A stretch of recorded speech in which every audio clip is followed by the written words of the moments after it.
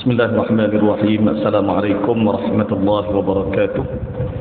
Alhamdulillah wassalatu wassalam ala Rasulillah wa ala alihi wa sahbihi wa man tabi'ahu wa nasarahu wa walah. Amma ba'd.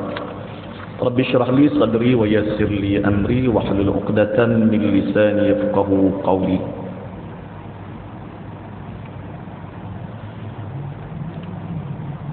Muslimin dan muslimat, para jemaah yang dikasihi sekalian, sambung lagi pengajian kita dalam bab munakahat.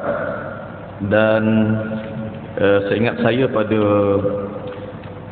kuliah yang lalu saya bincang tentang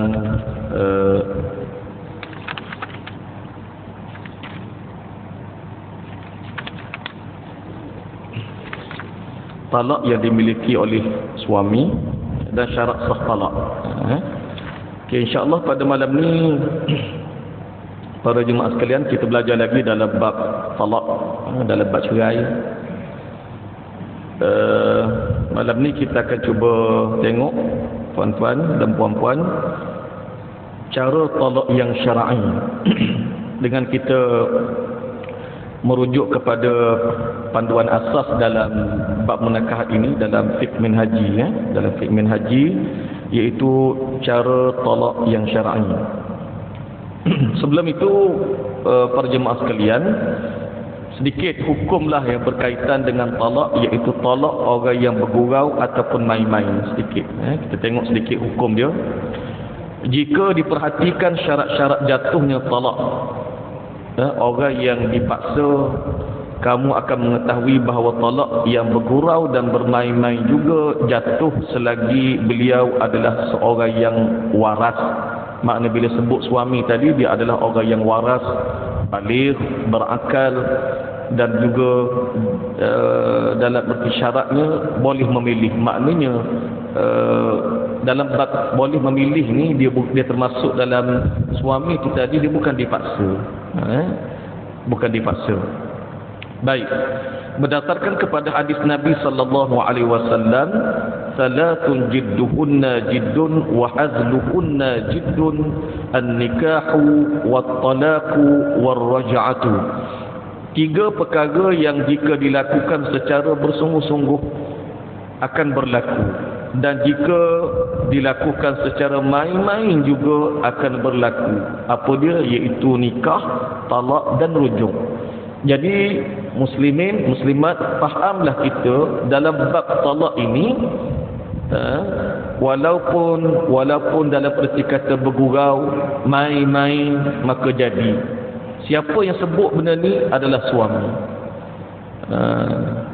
Sebab itu para jemaah sekalian, bagi kita lah, bila mana kita bergelar suami ni, sebab itu kata-kata kita kena jaga para jemaah sekalian, khususnya suami, suami. Bila mana kita title kita suami ni, dia punya kalam kita tu dia terkesan dengan bergurau. Dan ada lagi tuan-tuan, selain daripada talak ni, ni talak main-main pun jadi, kita bergurau pun jadi. Sebab itu dia tak boleh, sebab itu kena jaga. Apatah lagi ada kesan yang lain, berkaitan dengan zihar, berkaitan dengan ilak. Itu ada lagi perkara-perkara yang kadang-kadang kita tak perasan benda ni. Sebab itu kena jaga sungguh-sungguh kata-kata itu tadi. Baik, jadi berdasarkan kepada hadis Nabi sallallahu alaihi wasallam, jelas tuan-tuan dan puan-puan, dan bagi suami tolong kita ambil ingatan, walaupun bergurau jadi, main-main jadi. Sebab itu jaga sungguh-sungguh, jaga kata-kata. Baik. Kemudian cara talak yang syar'i. Talak mungkin berlaku dengan pelbagai cara. Okey, sebagaimana yang kita belajar dalam bab cerai ini, dia boleh berlaku dalam pelbagai cara membabitkan lafaz itu. Di antaranya iaitu menghimpunkan talak pertama, talak kedua dan talak ketiga dalam satu lafaz. Mungkin juga boleh berlaku begitu. Dia sebut talak satu, kemudian sebut talak dua, kemudian sebut talak tiga. Ataupun juga mungkin berlaku sebutan talak tiga secara sekaligus. Baik. menghimpunkan talak pertama, talak kedua dan talak tiga dalam satu lafaz, atau menjatuhkan setiap talak tersebut dengan lafaz secara berasingan. Contoh, dia suami sebut lafaz talak satu, duk sebulan sebut lagi talak satu, duk sebulan lagi sebut lagi talak satu. Baik, talak ni para jemaah sekalian, ini para suami, ingat talak ni dia bergerak. Dia punya kedudukan itu.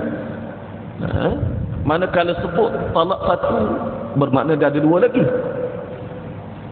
Sebut talak satu sekali lagi, dia akan bergerak, ada satu lagi. Sebut talak satu sekali lagi, dia akan jadi tiga. Dia bukan bermakna, para jemaah sekalian, bukan bermakna bila sebut talak satu, kemudian bulan depan sebut lagi talak satu maka kekal dengan satu begitu. Tak, dia akan bergerak. Saya dah sebut dulu, yang tak bergeraknya adalah fasakh. Fasakh dia tak bergerak, dia punya bilangan talak itu. Baik. Menjatuhkan talak dengan menggunakan lafaz tanjis. Kata dulu kita dah belajar tentang tanjis ni. Apa maksud tanjis ni? Dia direct terus. Direct terus. Ataupun dengan taklik. Taklik ni dia gantung. Tergantung dengan syarat. Ataupun dengan menggunakan ataupun dengan perkara-perkara yang tertentu. Masa ke, gantung dengan adanya contoh sesuatu ke, maka dia akan jadi. Tanjis ni dia direct. Kalau tanjis ni, tuan-tuan, sebagaimana kita maklum, bila mana disebut kepada seseorang tadi, dia menyebut kepada isteri dia, saya ceraikan awak, bermakna dia itu lapas tanjis. Tapi kalau gantung ni, awak keluar daripada rumah ni, dah tertalak. Itu taklik. Ataupun datang bulan Ramadan ni berlaku cerai, ataupun saya ceraikan awak. Tu dipanggil taklik. Taklik ni digantung. Baik, kita tengok tuan-tuan. Cara talak yang paling afdal. Cara talak yang paling afdal. Okey, ketahuilah cara talak syar'i yang paling baik dan bertepatan dengan hikmah Allah menyerahkan hak talak kepada suami dibahagikan kepada 3 peringkat, iaitu suami menceraikan isterinya dengan talak satu semasa dia masih suci dan tidak menyetubuhinya semasa suci itu. Dan jika ia ingin hidup bersama dan menyesal, dia boleh rujuk kembali kepada isterinya dalam tempoh ataupun dalam tempoh masa iddah. Hak ni yang sepatutnya. Sebab itu tuan-tuan, bila mana berlaku perceraian, di antara talak yang syar'inya, yang afdalnya, maknanya di antara talak yang bila mana berlaku lafaz cerai itu tadi, dia berlaku kedudukan isteri tadi berlaku satu talak satu, yang kedua isteri tadi masih lagi suci dan tidak berlaku persetubuhan, tidak menyetubuhinya semasa suci itu. Tapi kalau suci disetubuhi, sebab itu dia berbeza dari sudut soal hukum. Macam tadi talak, macam kalau kita tengok dari sudut kedudukan berdosa tak berdosa ni tuan-tuan, kalau berlaku lafaz cerai disebut kepada isteri tadi, isteri dalam keadaan suci, tu dipanggil talak sunni. Talak sunni. Itu hak yang sepatutnya. Dan kalaulah berlaku perceraian, mana suami sebut lafaz cerai dan talak tadi, sedangkan isteri dia macam dalam keadaan haid, dalam keadaan suci disetubuhi, maka dia akan jadi talak tadi adalah talak bid'ah.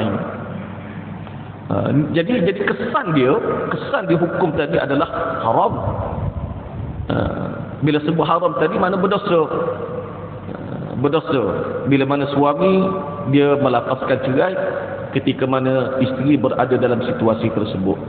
Cuma kita sebut ni tuan-tuan, ni disebut dalam kitab fiqh ini, yang paling afdalnya adalah tadi, suami cerai isteri dia dan berlaku cerai tadi talak satu, dan kedudukan isteri masih lagi suci, isteri tadi masih suci dan tidak menyetubuhinya semasa suci itu.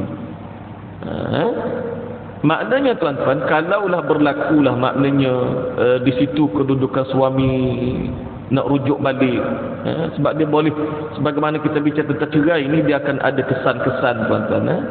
Sebab itu bila mana berlaku cerai ini, Allah didik kita, walaupun kita sebut tentang cerai tadi, di situ ada adabnya dan ada perkara yang Nabi minta kita teliti tengok. Bermakna secara tak langsung dia bukan sembrono, walaupun dalam bab perceraian. Baik, ini yang paling afdal.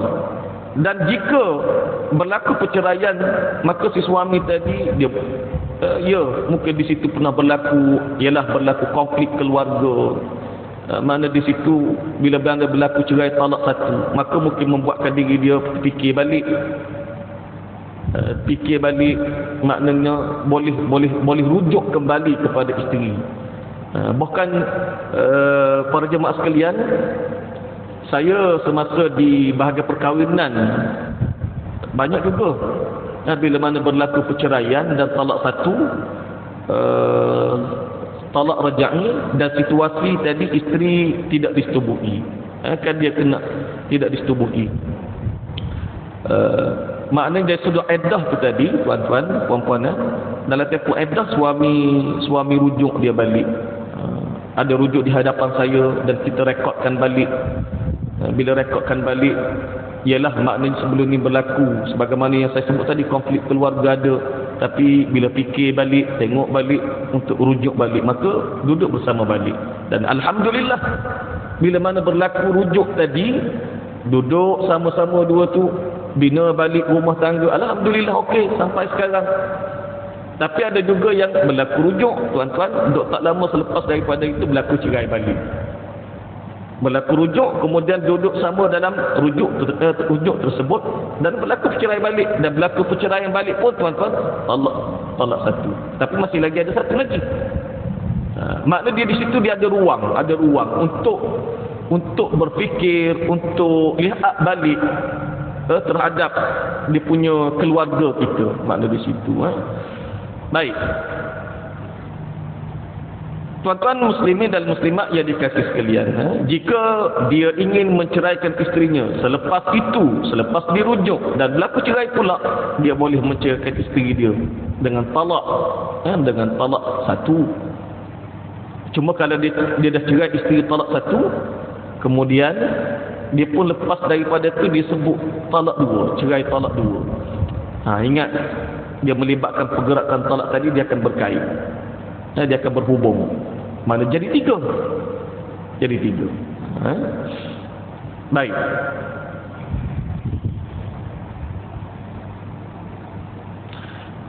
Jika dia menceraikan isterinya buat kali ketiga, maka talak tersebut dikira talak bain. Habis talak bain kubra. Bain kubra. Dan tidak boleh lagi dirujuk, tak boleh. Abang rujuk balik awak, tak jadi tuan-tuan. Bila mana berlaku tiga ni, abang rujuk balik dengan awak ataupun saya rujuk balik dengan awak, tak boleh. Maka rujuk tadi tak jadi. Tapi kalau talak satu, talak dua masih lagi dikira. Kan lepas rujuk, bila mana suami sebut, sah. Rujuk secara tarikh. Kita belajar dulu. Tapi kalau tiga tak boleh. Bila tak boleh, tuan-tuan, kita dah tengok dia punya kedudukan pada talak bain kubra ni, talak tiga, sebagaimana yang pernah saya bincang dulu tuan-tuan. Dulu saya kerja secara spontan dulu tuan-tuan. Ni bila mana berlaku cerai talak tiga, tuan-tuan ingat, masih lagi boleh duduk sama, cuma jalannya macam mana? Makna dia kena nikah balik ketika mana, setelah mana, tuan-tuan tengok. Bila mana berlaku cerai talak tiga, okey, maka kedudukan isteri ni dia kahwin dengan orang lain. Bila kahwin dengan orang lain, tuan-tuan, kemudian berlaku perceraian dengan suami dia. Berlaku perceraian dengan suami dia, kemudian habis iddah. Macam tadi pun habis iddah, tuan-tuan. Habis iddah isteri kahwin, kemudian bercerai, habis iddah, barulah isteri tadi boleh kahwin dengan dia balik. Dan ingat,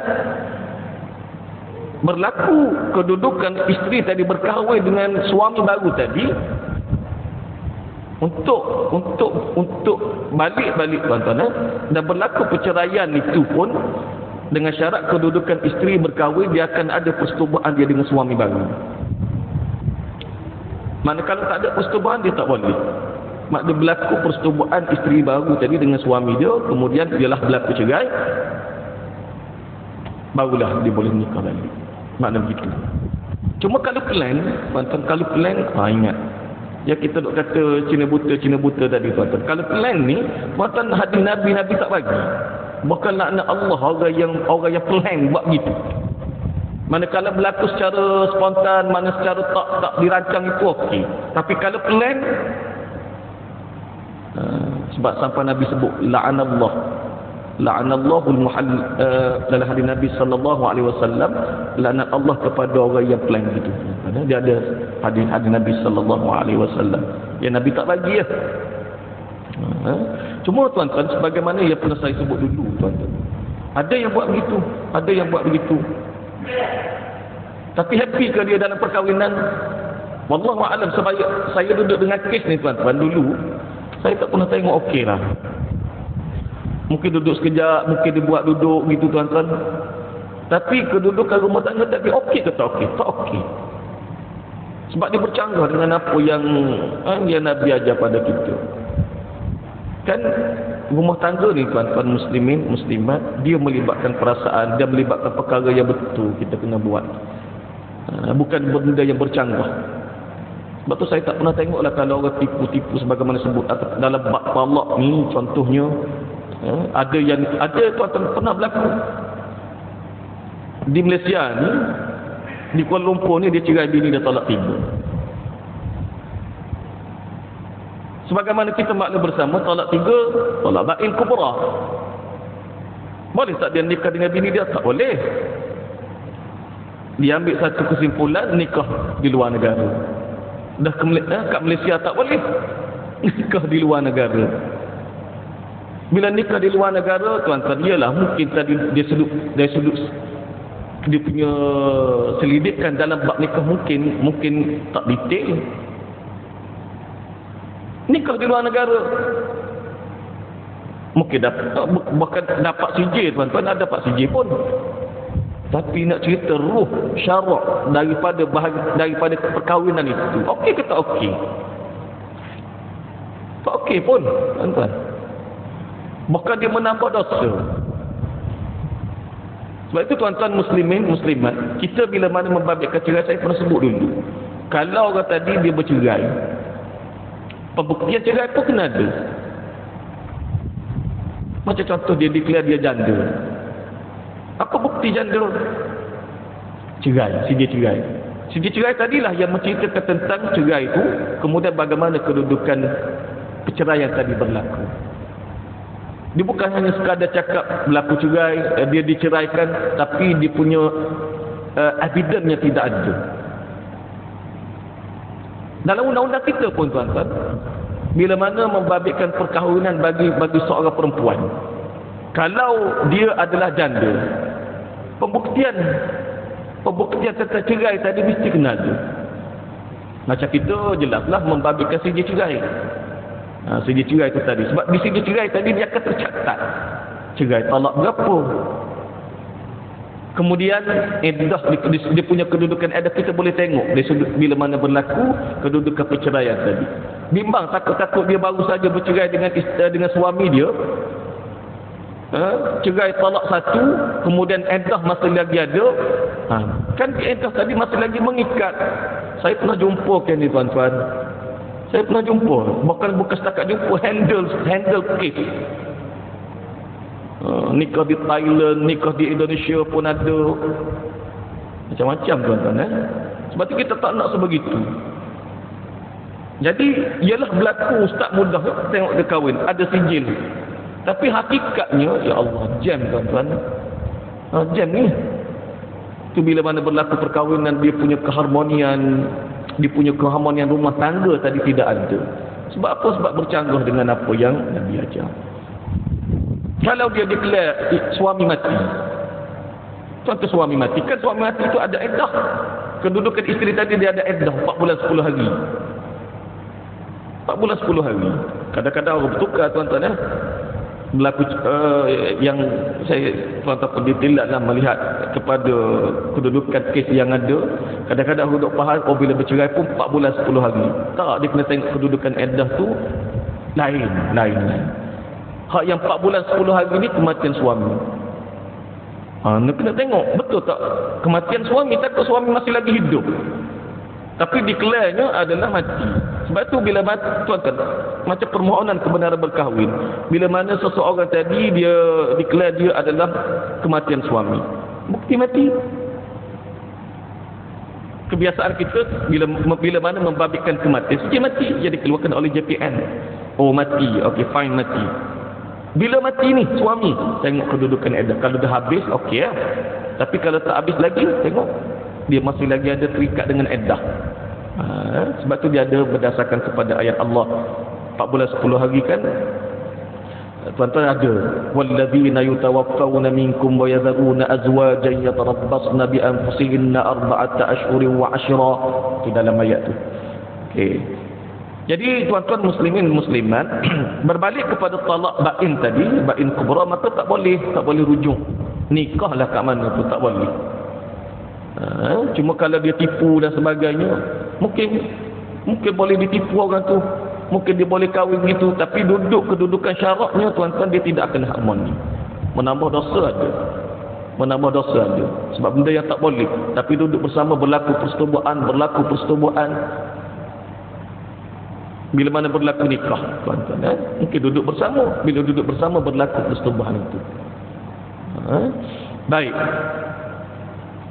Jadi tuan-tuan muslimin muslimat, berdasarkan kepada ayat Allah ini sudah jelas pada kita, Allah mendidik. Buktinya at-talaqu marratan fa imsakum bima'rufin aw tasrihun bi ihsan. Talak yang boleh dirujuk kembali Allah bagi tahu pada kita 2 kali. Talak 1, talak 2, ataupun talak 2 sekaligus ke, tuan-tuan, maknanya itu talak raj'i yang boleh dirujuk. Okey. Sudah itu bolehlah dia rujuk dan dipegang terus isterinya itu dengan cara yang sepatutnya. Tuan-tuan, bermakna di situ rujuklah bila mana berlaku, maka di sudut perdamaian tadi ada. Cuma tuan-tuan, kalau berlaku rujuk dengan sebab untuk memberi kemudaratan kepada isteri, boleh ke tak boleh? Kalau berlaku rujuk tadi mungkin sah dari sudut hukum syarak, tetapi dosa. Sebab boleh memudaratkan kepada isteri, dan Allah tak pernah ajar kepada kita begitu. Sebab itu bila balik pada hukum, bila mana membabitkan rujuk dengan betul-betul untuk mendapatkan perdamaian. Perdamaian dalam kehidupan rumah tangga. Dan au tasrihum bi ihsan, ataupun dilepaskannya ataupun dilepaskannya, diceraikannya dengan jalan yang baik. Tuan-tuan, Allah didik ni cerai ni au tasrihum bi ihsan, ataupun lepaskan dia dengan jalan yang baik. Ni cerai. Cuma tuan-tuan berlaku pada kita hari ini, tuan-tuan, saya atas posisi saya sebagai pegawai dulu cara dulu, tuan-tuan. Allah cerai. Kemudian membabitkan berlaku, tuan-tuan, membabitkan apa berlaku kemudaratan. Berdarah. Ada yang patah. Tuan-tuan, ialah macam kalau kedudukan isteri bila mana dalam situasi tersebut, apa hak dia yang dia ada? Maka isteri tadi Allah Ta'ala bagi ruang kepada dia. Kalaulah berlaku siapa sikap berlaku kemudaratan syar'i pada dia, adakah dengan redha? Okey, tak apalah suami kerana dia suami kena redha. Tuan-tuan, Allah tak pernah ajar pada kita siapa kita teguk diri kita. Sebab itu dalam ayat yang lain akan ada jalan, dan Allah tak bagi wala tulqu bi aidikum ila tahlukah. Kan dalam ayat itu bersifat umum. Allah ajar pada kita, jangan kamu campurkan diri kamu kepada kebinasaan. Makna dia bukan sekadar redha membututuli, tidak. Kalau membabitkan teguk, berlaku penyaksaan, tuan-tuan. Kan fasakh ada. Macam taklid tadi diberi ruang. Kan taklid tuan-tuan, saya selalu sebut saya sebab saya mengajar di atas ni tuan-tuan. Perceraian secara taklid. Dia ada 3. Jika berlaku kemudaratan syar'i, satu, jika isteri meninggalkan suami dengan sengaja ataupun suami meninggalkan isteri dengan sengaja. Kemudian tidak bagi nafkah, suami atau wakilnya tidak bagi nafkah selama 4 bulan qamariyah berturut-turut. Kemudian berlaku kemudaratan syar'i kepada tubuh badan isteri tadi. Maka isteri ada hak, mana dia nak pergi? Dia mengadu ke mahkamah, dia filekan permohonan di bawah seksyen 50. Perceraian secara taklid, maka evidennya cukup, maka di peringkat mahkamah boleh menceraikan pihak-pihak. Makna di situ dia ada ruang untuk keluar daripada perkahwinan yang teruk lah, tuan-tuan. Dia ada ruang. Makna dia bukan redha suami buat apa tak. Sebab itu suami juga dia kena jaga benda-benda gini. Baik, dalam ayat ni tuan-tuan muslimin muslimat, balik pada ayat tadi cukup jelas pada kita. Ini didikan Allah pada kita. Allah bagi tahu at-talaqu marratan. Cerai ni ada 2 kali. Tuan-tuan, kemudian fa imsakum bi ma'ruf. Maknanya fa imsakum bi ma'ruf ni, tuan-tuan, pegang dengan jalan yang baik. Maknanya rujuk tadi berlaku. Dan kalau tak nak juga, maka tasrihum bi ihsan, lepaskan dengan jalan yang baik. Dia bukan melibatkan penyaksaan. Baik. Dan hukum talak 3 dengan 1 lafaz. Okey, hukum talak 3 dengan 1 lafaz. Okey, sebagaimana saya baca petikan yang ada dalam teks ini tuan-tuan, dalam kitab. Jika suami menceraikan isterinya, tidak menggunakan cara yang paling afdal. Apa maksud cara yang paling afdal tadi? Dengan 3 dah. 3 slot dibagi tadi. Dengan lafaz talak 3. Itu tidak afdal. Yang afdalnya talak 1. Kan tadi isteri dalam keadaan suci. Itu. Sebagaimana yang disebut sebelum ini tidak bermakna talak tidak jatuh. Bermakna kita faham kalau suami tak guna cara yang afdal, direct disebut lafaz cerai talak 3. Jatuh ke tak jatuh? Sedangkan jalan tadi jalan yang tidak afdal. Maka tak semestinya yang tidak afdal tadi tak jatuh. Sebab ini disebut dalam kitab ini. Tidak bermakna talak tidak jatuh. Bahkan talak tetap jatuh dalam apa jua keadaan selagi syarat-syarat yang kita telah bincang terdapat pada suami yang menceraikan isterinya. Syarat-syarat sebelum inilah. Apa dia syarat-syarat sebelum ini? Memang dia adalah orang yang memang ada hak dalam bab perceraian. Maknanya kan kita belajar syarat-syarat tuan-tuan. Kita tengok sikit syarat-syarat yang dahulu kita bincang tuan-tuan. Maknanya tuan-tuan kan akad nikah telah sabit berlaku kan dalam syarat-syarat talak tadi. Kemudian apa lagi? Kedudukan si suami tadi, dia waras serta sempurna akalnya. Mana tu, dan dia adalah orang yang mempunyai kuasa memilih, bukan dipaksa.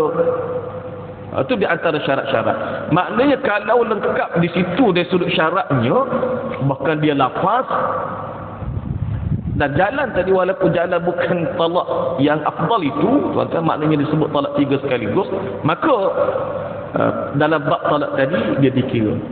Maknanya jadi. Baik. Jadi berdasarkan kepada kenyataan tadi, jika suami melafazkan talak 3 dengan 1 lafaz, suami melafazkan talak 3 dengan 1 lafaz dalam satu masa, seperti dia berkata, aku ceraikan engkau dengan talak 3. Itu lafaz secara tanjih, direct. Disebut lafaz talak 3 direct, tuan-tuan. Baik, kalau dalam kitab ni tuan-tuan, jatuh talak dengan talak 3. Jatuh talak dengan talak 3. Tuan-tuan ni.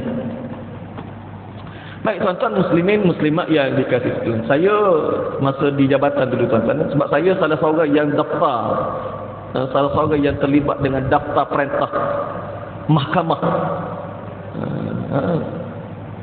Tuan-tuan, bila saya banyak juga ada membabitkan lafaz disebut talak 3 tuan-tuan tapi di peringkat mahkamah, mungkin peringkat mahkamah lebih besar.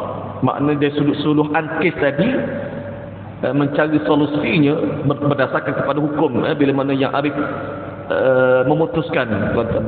Ada yang saya lihatlah tuan-tuan, perintah tersebut mahkamah mensabitkan talak 1. Tak mensabitkan talak 1. Walaupun lafaz tadi disebut talak 3. Makna di situ tuan-tuan, di situ ruang perbahasan tadi masih lagi ada. Sebab itu bila mana berlaku kes cerai talak 3 tuan-tuan, ataupun cerai lah, maknanya cerai ni kita tak boleh hanya merujuk kepada kita cari dalam Google. Jangan. Ataupun kita bertanya tuan-tuan, saya cukup yakin tuan-tuan, kalau tanya tuan-tuan kita akan dapat jawapan mungkin berbeza-beza. Berbeza-beza. Baik, apa yang jalan yang terbaik? Jalan yang terbaik tuan-tuan, bila mana berlaku cerai. Berlaku cerai ni di luar mahkamah lah kebiasaannya. Kalau dalam mahkamah ni saya ingat dia tak sangat dia punya isunya tuan-tuan, sebab dia jelas. Di luar mahkamah, kat mana? Di rumah. Berlaku tuan, tak kira lah di rumah, di pasar raya, masa bercuti, di luar negara. Ni bila mana berlaku situasi macam ni, isteri nak buat macam mana ni? Ataupun suami nak buat macam mana ceritanya? Dia nak pergi ke mana? Tuan-tuan, perempuan dia jalan hak terbaik bila mana berlaku lafaz suami sebut. Kalau isteri, bila suami sebut gitu pada dia, dengan kadar segera isteri tolong failkan pengesahan lafaz cerai di mahkamah.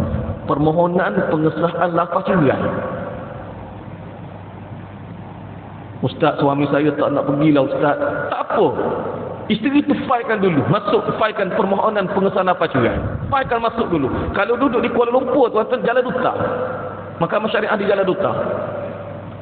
Direct ke Mahkamah Syariah, makna tuju ke situ untuk dah bagi tahu tuan-tuan untuk difailkan permohonan pengesahan lafaz cerai. Ini di bawah Seksyen 55A. Situ dia kena, isteri kena buat. Ustaz, kalau saya tak nak pergi macam mana? Ustaz, saya puan, saya nak sebut gitu. Tolong sampaikan pada yang berkait lah. Kalau tuan-tuan perempuan mungkin ada member-member kita, kadang-kadang dia buntu, tak tahu nak ke mana. Kadang-kadang berlakunya bila mana suami sebut lafaz begitu, tuan-tuan perempuan dia rasa dalam jiwa dia rasa, tuan-tuan, kadang-kadang terombang ambing. Aku nak pergi tak nak pergi, nak pergi tak nak pergi. Kalau nak pergi tak nak pergi tu, dia tak ambil satu keputusan, dia tak buat, begitulah jadinya nanti. Dia tak akan ada keputusan, dia akan jadi tergantung.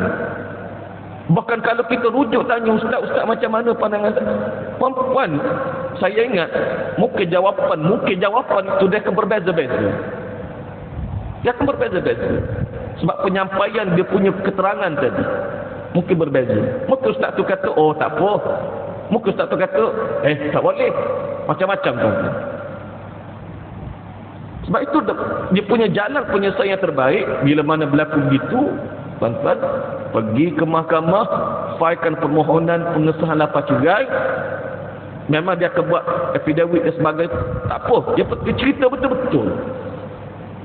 Maka di situlah tuan-tuan, dia punya bila masuk kes tuan-tuan, mahkamah akan baca benda ni. Di situlah maknanya bila mana mahkamah tengok, barulah dia akan ada keputusan. Keputusan tadi satu membuatkan hati kita, oh jelas. Kalaulah mahkamah putus tak jatuh perempuan, mahkamah putus tak jatuh. Biasanya kami di pejabat agama, kalau tengok perintah mahkamah sabit tak jatuh, pejabat agama biasa kita akan follow. Kecuali ada benda-benda keraguan yang kita rasa memang ada keraguan di situ, maka di situ dia akan mencelah. Kita akan mencelah kita akan pakai balik dia punya untuk semakkan kepada perintah penghakiman tu. Tapi kalau dah jelas tuan-tuan, biasanya kita akan follow, yalah, kita akan follow di situ. Baik. Jadi berbalik kepada isu tentang perceraian tadi di luar mahkamah, apa yang isteri nak kena buat, filekan dulu. Dan mahkamah dia akan panggil suami itu nanti untuk bagi keterangan. Saya ingat di situ lebih baik. Daripada kita duk tanya orang kemudian tanya, dia tak selesai. Dia tak selesai isu tu, puan-puan. Dia tak selesai. Tambah-tambah lagi berkait dengan talak 3 ni.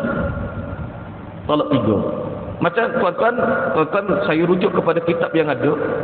Macam ni, tuan-tuan, bila mana berlaku lepas cerai talak 3, maka dalam fiqh fin haji jatuh talak 3. Jatuh talak 3. Baik, tuan-tuan. Saya kena sebut pada puan-puan, saya duduk di peringkat kes masa di jabatan, saya daftar perintah puan-puan masa tu. Sebab saya jaga unit cerai. Saya jaga 2, 1 unit nikah masa tu, saya jaga unit cerai. Sebab tu saya nampak benda ni. Bila mana datang perintah pasangan ataupun pihak-pihak yang datang perintah, bawa daftar, ustaz kami nak daftarkan. Kita akan tengok, saya minta anak buah saya untuk daftarkan perintah. Tengok perintah tadi sabit. Tu saya jumpa berlaku perceraian, ada talak 3 tapi mahkamah sabit talak 1. Baik. Lepas tu salah mahkamah ke ustaz? Tak, mungkin di situ tuan-tuan mahkamah melihat kepada kes yang lebih besar, bahkan mungkin melihat kepada 4 mazhab. Bahkan kalau undang-undang pun tuan-tuan disebut dalam undang-undang merujuk kepada hukum syarak. Dia lebih luaslah makna perbahasan. Bahkan keputusan hakim tadi, tuan-tuan, di peringkat pejabat agama, bila mana kami tengok, kita akan daftar. Kecuali keraguan, baru kita akan buat semakkan kes balik. Tentang edah, mana begitu. Baik, ini pengalaman yang saya sebutlah tuan-tuan, sebab saya duduk di bidang kes pada waktu itu.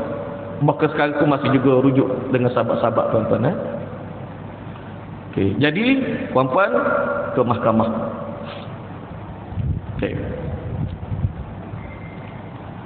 Okay. Talak seperti itu berdasarkan kepada talak 3 tadi, puan-puan, berdasarkan kepada talak 3 tadi, kalau disebut dalam kitab ini, talak seperti itu tidak haram, malah ia hanya khilaf sunnah.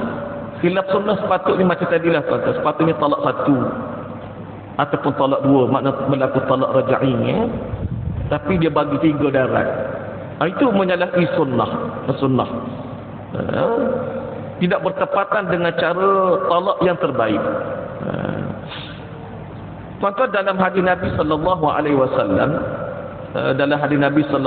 wasallam, macam tadi tuan-tuan, talak 3 tu tadi, dia ada kaitan dengan cerita dalam hadis Nabi sallallahu alaihi wasallam, ceritanya tentang Ruqanah. Ruqanah ni tuan-tuan, dia telah cerai isteri dia sebut begini. Dia cerai isteri dia semua sekali dia sebut. Dan dia berkata kepada isterinya, aku ceraikan engkau semua sekali. Tuan-tuan, aku ceraikan engkau semua sekali. Ini berlaku pada zaman Nabi. Bila semua sekali ni, tuan-tuan, 3 kok. Dia jadi gitu, tuan-tuan. Baik, bila semua sekali ni, maka Ruqanah tadi dia mengadu kepada Nabi sallallahu alaihi wasallam, maka Nabi tanya dia. Nabi nak confirmation daripada Ruqanah tadi. Nabi tanya kepada Ruqanah. Selepas dia cerita kepada Nabi sallallahu alaihi wasallam. Lalu Ruqanah kata, bila Nabi tanya, maksud kamu macam mana? Demi Allah, kata Ruqanah, demi Allah, kamu hanya bermaksud talak 1 sahaja. Maknanya tuan-tuan, makna Ruqanah tadi bila disebut 1, maka Nabi kata, maka bila dia punya talak tadi, maka talaknya adalah talak 1. Maknanya tuan-tuan, sebab itu bila sebut situasi sebegitu, maka kedudukan macam hakim memang dia tanyalah dari sudut maksud tu tadi. Saya pernah jumpa tuan-tuan, saya ingat ada dulu tuan-tuan, Suami dia sebut kepada isteri dia dalam perintah mahkamah, tuan-tuan, saya ceraikan kamu sebanyak bintang di langit. Oh, banyak tuan-tuan, banyak bintang di langit. Maksud talak berapa tu? Cuma saya ingat perintah penghakiman tu, tuan-tuan, yang ahli hakim sabit talak 3. Sebab dia tak ada berjuta-juta ni, kan, dia ada 3, 1, 2, 3 talak baik. Maka sabit ni adalah talak 3. Macam kira panah ni, tuan-tuan, Nabi tanya. Maka Nabi menyatakan, demi Allah kamu hanya bermaksud talak 1 sahaja. Maka Ruqayyah menjawab, bila Nabi tanya, kamu talak 1 sahaja ke? Maka Ruqayyah jawab dengan adanya lafaz, dipanggil apa, lafaz sumpah. Lafaz sumpah. Demi Allah aku hanya bermaksud talak 1 sahaja. Maka Nabi mengembalikan, sebab pada waktu itu Ruqayyah nak rujuk balik dengan isteri dia. Maka Nabi rujuk balik di hadapan Nabi sallallahu alaihi wasallam. Hadis ini, tuan-tuan, direkodkan dalam bab talak dalam riwayat Imam At-Tirmizi. Ibnu Majah pun sama dalam kitab dia, tuan-tuan. Baik, jadi tuan-tuan muslimin muslimat, maknanya bila mana membabitkan cerai itu, sebab itu bila mana ke mahkamah tanya, tuan-tuan, itu benda yang perlu diteliti. Sebab tu saya cukup bimbang pernah berlaku gini, tuan-tuan. Sebab itu macam saya dulu saya pegang imam jurunikah. Kita tak benarkan darat imam jurunikah jawab darat. Sebab itu ke mahkamah tu adalah lebih aula. Sebab ada pasangan yang jumpa dia pada waktu itu, dia kata, kan, pasangan perempuan jumpa dia cerita, disebut tuan-tuan, kata suami disebut dia cerai bini dia talak 1. Padahal talak 3. Dia cerita dengan imam jurunikah saya pada waktu itu talak 1. Maka pada waktu itu imam bila sebut talak 1, talak raja'in. Bila talak raja'in, boleh rujuk balik. Maka dia rujuk balik. Berlaku, tuan-tuan, selepas daripada itu baru terselah. Kes tadi bila dipanjangkan ke mahkamah, rupa-rupanya talak 3. Dia duduk sekali dah. Bila duduk sekali, tuan-tuan, persetubuhan. Sebab itu, tuan-tuan muslimin muslimat, bila berisu cerai ni, dia mahkamah. Cuma nak ambil sekejap, tuan-tuan, dari sudut pandangan saya ingat boleh apa, kata tak boleh langsung. Cuma kita nak pegang tu tadi, jangan sebulat-bulatnya, maknanya pegang mahkamah. Baik, tuan-tuan muslimin dan muslimat yang dikasihi sekalian, okey, nanti kita akan masuk, perempuan, saya ingat oleh dah sampai waktu isyak, nanti kita akan masuk dia dalam bab talak ta'liq tergantung, sebab dia banyak lagi cerita dia. Jadi sekadar itu, tuan-tuan, mudah-mudahan sedikit kita belajar pada malam ini, kita dapat ambil sedikit panduan, kita dapat ambil sedikit ilmu. Mudah-mudahan apa yang dapat kita garapkan pada malam ini, dapatkan pada malam ini, mudah-mudahan dia menjadi panduan buat kita lah, tuan-tuan. Sekadar itu, aku qauli hadza wa astaghfirullahal azim li wa lakum. Assalamualaikum warahmatullahi wabarakatuh. Bismillahirrahmanirrahim. Allahumma faqihna fid din, Allahumma 'allimna minhu ma jahilna wa dhakkirna minhu ma nasina. اللهم فقهنا في الدين وعلمنا منه ما جهلنا وذكرنا منه ما نسينا وصلى الله على سيدنا محمد وعلى آله وصحبه وسلم والحمد لله رب العالمين. تقبل الله منكم.